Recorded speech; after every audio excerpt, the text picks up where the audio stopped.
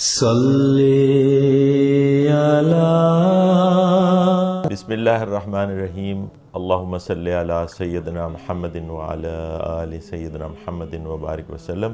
السلام علیکم ورحمۃ اللہ وبرکاتہ۔ سیرت کے پروگراموں کے سلسلے میں اپنی اگلے سیگمنٹ کے ساتھ حاضر ہیں۔ اس میں ہم بات یوں شروع کرتے ہیں کہ ایک کامیاب انسان یا ایک کامیاب، اس سے بھی زیادہ اہم ہو جاتا ہے کہ کامیاب لیڈر یا کوئی ایک قائد، وہ جب فیصلے کرتا ہے تو انسان دو طریقے سے فیصلے کرتا ہے۔ کہا جاتا ہے کہ یا تو دل کی رجحان کی بنیاد پہ یا دماغ کے رجحان کی بنیاد پہ۔ آف کورس جب نبی اکرم صلی اللہ علیہ وسلم کا معاملہ آتا ہے تو وہ وحی کی بنیاد پہ ایک تیسری چیز آ جاتی ہے جو عام لوگوں کو میسر نہیں ہے۔ بہرحال ہم یہاں یہ دیکھ رہے ہیں کہ یہ ان بنیادوں پہ جب انسان فیصلہ کرتا ہے تو میں نے کہا کہ ایک کامیاب لیڈر یا کامیاب قائد جو ہے وہ ایک بیلنس فیصلہ کرتا ہے، اس کا جھکاؤ ایک ہی جانب نہیں ہو جاتا، اور یہ ایک بہت ہی ڈیلیکیٹ اور بہت اہم چیز ہے۔ اگر ایک انسان اس میں جتنا آگے چلا جاتا ہے اس کے فیصلے اتنے ہی متوازن اور مناسب فیصلے ہوں گے۔ ہم بات کر رہے تھے غزوہ بدر کی۔ اب ہم جو نیکسٹ ایک دو تین شاید سیگمنٹ ہم دیکھیں گے وہ ان معاملات کی طرف دیکھیں گے جو غزوہ بدر کے بعد کے معاملات ہیں، اور اس میں ہم دیکھیں گے کہ پرافٹ صلی اللہ علیہ وسلم کی، رسول اللہ صلی اللہ علیہ وسلم کی ایک بیلنسڈ اور ایک ایسی متوازن شخصیت سامنے آتی ہے کہ وہ ان دونوں پہلوؤں کے درمیان، اور یہ بیلنس بڑا مشکل ہوتا ہے، ایک عام انسان کے لیے تو اچیو کرنا تقریباً ناممکن ہوتا ہے، وہ ایک طرف یا دوسری طرف جھک جاتا ہے۔ لیکن ظاہر ہے کہ وہ ہمارے لیے آئیڈیل نمونہ ہے جس کی طرف پیش قدمی کرنا یہی ہمارا مقصد ہوتا ہے۔ تو ہم یہ اس غزوہ بدر کے ایک فوراً بعد کے جو واقعات ہیں، خاص طور پہ جو قیدی جو اس میں مسلمانوں کے پاس بنے تھے کفار مکہ میں سے، ان کے معاملات کو دیکھتے ہوئے ہم اس کا ایک تجزیہ آپ کے سامنے پیش کریں گے جو بہت اہم ہے ہماری زندگیوں کے لیے بھی، اور ہم آگے جو ہم فیصلے کریں اپنی زندگی میں اس کے لیے بھی ہمیں اس سے بڑی راہیں ملتی ہیں۔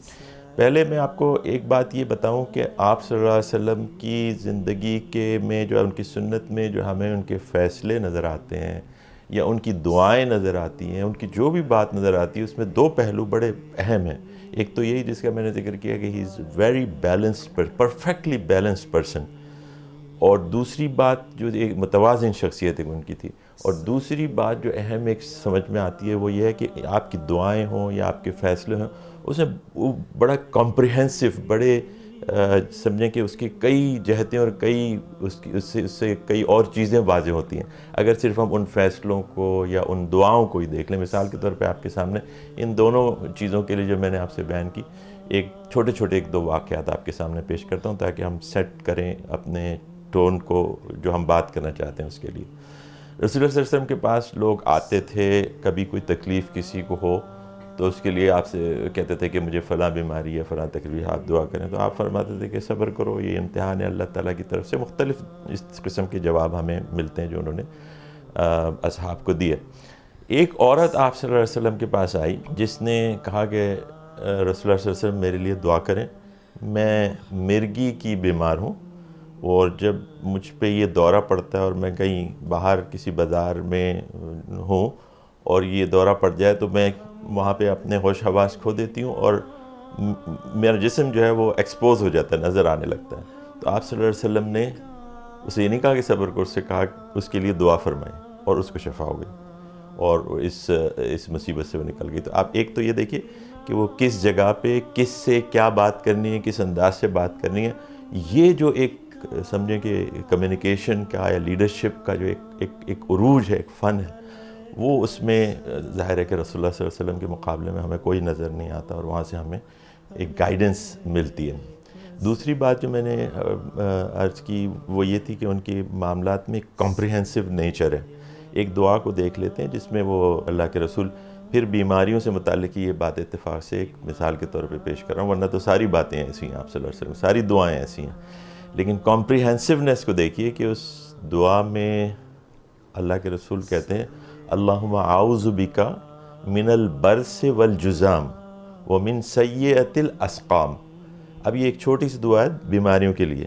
اب اس دعا کے اندر دنیا کی تمام بیماریاں کور ہو گئی ہوں جس سے اللہ تعالیٰ کی پناہ آپ صلی اللہ علیہ وسلم مانگ رہے ہیں, اور وہ ہمیں بھی سکھائی ہے. اللہم اعوذ بک, میں تیری پناہ مانگتا ہوں, من البرس. برس کیا ہوتا ہے؟ اسکن کی ایک بیماری ہے جو آؤٹ ورڈلی کوئی چیز ہے جس پہ آپ کی اسکن کے اوپر نشانات آ جاتے ہیں اور بدنما لگنے لگتی ہے, یہ آؤٹر وہ ہے. اور دوسری جو بیماری جس سے لیے آپ صلی اللہ علیہ وسلم نے دعا مانگی وہ تھے من البرس والجزام. من البرس والجزام, جزام کا ذکر کیا. اور جزام وہ بیماری ہے جس میں انسان کا یہ اندرونی بیماری ہے جس سے جو آپ کی ہڈیاں یا جسم کے اندر اندرونی حصے جو ہیں وہ پگھلنے لگتے ہیں, خرابی ان میں پیدا ہوتی ہے. تو آپ دیکھیں کہ ایک اندرونی اور ایک بیرونی دونوں کا ایک ایگزامپل استعمال کرے. آپ نے کہا وہ من سیئات الاسقام, اور اس قسم کی تمام بیماریاں, مطلب تمام بیرونی بیماریاں اور تمام اندرونی بیماریاں. یہ ایک مختصر سی دعا میں آپ صلی اللہ علیہ وسلم نے, دیکھیں کتنی کمپریہنسو ہے ان کی بات کہ اس کے اندر انہوں نے سب چیزوں کو کور کر لیا. تو کمپریہنسونیس یعنی مکمل, اور جو ان کے فیصلے ہیں, ان کی دعائیں ہیں, اور ایک بیلنس کے ساتھ یہ کرتے ہیں. اب ہم بدر کی کنٹینویشن میں ہم کچھ چیزیں دیکھ لیتے ہیں جو بدر کے قیدی تھے ان کے حوالے سے, اور اس میں یہی چیزیں ہم دیکھیں گے. اب دیکھیے کہ بدر سے مسلمانوں کے ہاتھ 70 قیدی آئے کفار کے, اور ان میں سے مختلف لوگوں سے مختلف طریقے سے معاملات آپ صلی اللہ علیہ وسلم نے کیے. اور اس کو ہم اگر 2-4 مثالیں اس میں سے دیکھ لیں تو یہ دونوں باتیں ہمارے لیے واضح ہو کے سامنے آ جائیں گی, خاص طور پہ جو بیلنس پرسنالٹی والی بات ہے. آپ صلی اللہ علیہ وسلم نے کہا کہ اگر مطعم ابن عدی زندہ ہوتے اور وہ ان قیدیوں کو چھڑانے کے لیے مجھ سے درخواست کرتے تو میں ان کو ویسے ہی چھوڑ دیتا. اب مطعم ابن عدی وہ شخص ہیں جن کے آپ صلی اللہ علیہ وسلم یعنی ابو طالب کے علاوہ جس شخص کے احسانات آپ صلی اللہ علیہ وسلم نے بہت یاد کیے ہیں ان میں مطعم شامل ہیں. مطعم وہی شخص ہیں جب آپ صلی اللہ علیہ وسلم طائف میں جو ان کے ساتھ سلوک ہوا اس کے بعد وہ واپس مکہ تشریف لائے, اور مکے میں ان کو کوئی, ظاہر ابو طالب نہیں رہتے تھے, ان کو کوئی شیلٹر دینے والا, ان کو کوئی پناہ دینے والا, یا ان کی جو ایک روایت تھی نا قبیلے میں کہ جی یہ میری پناہ میں ہے, تو پھر اس کو کوئی ہاتھ نہیں لگاتا تھا. اب ابو طالب نہیں رہتے. تو مطعم ابن عدی وہ شخص تھے جو اپنے بیٹوں کے ساتھ 10 بیٹوں کے ساتھ مکے سے باہر آئے, اور رسول اللہ صلی اللہ علیہ وسلم کو لے کر وہ مکے میں واپس گئے, اور انہوں نے اعلان کیا کہ یہ میری پناہ میں ہے, اب وہ ہی از ان مائی پروٹیکشن. یہ اس کے بعد شیب ابی طالب کے جو واقعات ہیں اس دوران ان کا, اور اس پورے جو ان کا کنفائنمنٹ تھا اس کو ختم کرانے کے لیے جو ان کا کردار ہے, اور وہ مطلب ایک طرح سے حق کے ساتھ رہے. رسول اللہ صلی اللہ علیہ وسلم کیونکہ حق پر تھے تو ان کو وہ اپیل کرتا تھا, اور وہ ان چیزوں میں جب ان پر ظلم کیا جاتا تھا اور بھی لوگوں پہ جب جو اس قسم کے حالات آئے تو وہ ایک شریف انسان تھے, ایک اچھے انسان تھے. تو آپ صلی اللہ علیہ وسلم نے ان کو بھلایا نہیں, اور اس موقع پہ ان کو یاد کیا, اور ان کا کہ اگر وہ موجود ہوتے تو میں ان کے کہنے پہ ان قیدیوں کو مکے کے چھوڑ دیتا, کیونکہ ان کے اتنے احسانات تھے اتنے. تو اس سے ہمیں یہ پتہ چلتا ہے کہ جو کفار ہیں جب ان کے ساتھ بھی ہم معاملہ کرتے ہیں تو اس میں ہمیں اس بات کا دھیان دینا چاہیے کہ یہ کس لیول کے کس طرح کے لوگ ہیں. تو یہ بھی ممکن ہے کہ ہر ایک کے ساتھ ایک طرح کا معاملہ نہیں ہوگا. کچھ لوگ حق کو سمجھنے والے ہیں, کسی وجہ سے مغلفین ہیں, کسی وجہ سے وہ ایمان کی طرف نہیں آتے, لیکن ان کے پاس کم سے کم حق کی پہچان کے کچھ عناصر, کچھ نہ کچھ ایلیمنٹس وہاں پہ موجود ہیں. تو ان لوگوں سے ڈیل کرنے کا انداز اور ہے. ایسا نہیں کہ آپ جو ہے سب پورے جو لوگ اسلام سے باہر ہیں ان کو ایک ہی طریقے سے ٹریٹ کریں. اب ہم دیکھیں گے ایک دوسرے طریقے سے کچھ لوگوں کو ٹریٹ کیا گیا.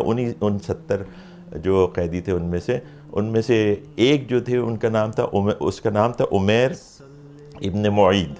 عمیر ابن معید کے بارے میں اور نضر ابن حارث, یہ 2 اشخاص ایسے تھے جن کے قتل کرنے کا آپ صلی اللہ علیہ وسلم نے حکم دیا کہ ان میں سے ان کی سزا یہ ہے کہ ان کو قتل کر دیا. ان کے لیے نہ رینسم تھا نہ کوئی اور کوئی فیسلٹی تھی.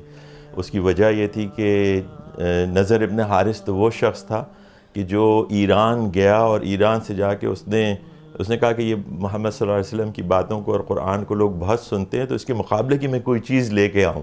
تو وہاں سے رستم و سہراب کے قصے اور وہ کہانیاں وہ ساری لے کے آ کے، اور وہ جو ہے نا قصہ گوئی کا اس نے ایک سلسلہ شروع کر لیا تاکہ لوگوں کو ڈسٹریکٹ کرے، جو حق کا پیغام ہے اس سے دور کرے. اور دوسری طرف آج کل آپ اس طرح کی چیزیں دیکھ سکتے ہیں ہمارے معاشرے میں بھی، کہ حق سے لوگوں کو روکنے کے لیے، ڈسٹریکٹ کرنے کے لیے، ان کو دوسری ڈیزائرز کو ان کی بڑھانے کے لیے اور اس کے تحت چیزیں پیش کی جاتی ہیں، اور اس طرح دین سے دور رکھا جاتا ہے. اور ایک دوسرا طریقہ یہ ہے کہ جس کو جو دوسرا شخص ہے اس نے اپنایا تھا، عمیر ابن معید. یہ وہ شخص ہے جو فزیکلی ہارم کرتا تھا رسول اللہ صلی اللہ علیہ وسلم کو، مسلمانوں کو. یہی وہ شخص ہے جس نے آپ صلی اللہ علیہ وسلم جب ایک نماز پڑھ رہے تھے کعبے میں، تو آپ کی جسم کے اوپر وہ جو جانوروں کی غلاظت اور جو ان کی جو انٹسٹائن تھی وہ لا کے ڈال دی تھی، اور آپ اٹھ نہیں پاتے تھے کہ جب فاطمہ آپ کی بیٹی وہ آئیں اور انہوں نے اس کو ہٹایا ہو تب آپ اٹھ پائے. تو یہ فزیکلی، اور صرف یہ رسول اللہ صلی اللہ علیہ وسلم کے ساتھ ہی نہیں بلکہ رسول اللہ صلی اللہ علیہ وسلم کو ہارم کرنا اور ان کو تکلیف دینا اور ان کے ساتھ بدسلوکی کرنا ایسا ہے کہ آپ اسلام کی تضحیق کر رہے ہیں. کیونکہ رسول اللہ صلی اللہ علیہ وسلم تو ایک اسلام کا ایمباڈیمنٹ تھے نا، ایک وہ مکمل اسلام کا ریپرزنٹیشن تھے.